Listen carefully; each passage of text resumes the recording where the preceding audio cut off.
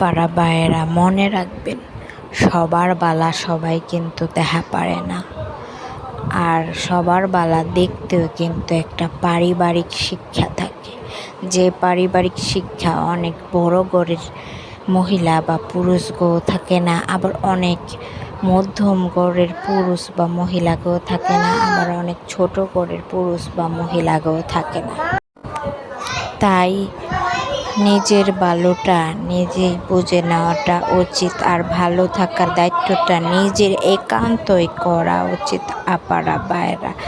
কারণ নিজের বালা যদি নিজে না নেন আর নিজের বালা রাখার দায়িত্ব যদি আর একজনের হাতে দেন, তাইলে বুঝবেন সে আপনার ভালো রাখা না, সে আপনার ভালো কোনো কিছুই রাখবো না, সে আপনার জীবনটারে নরক বানায় দেব। আসলে ডিপেন্ডেন্ট হওয়া উচিত না।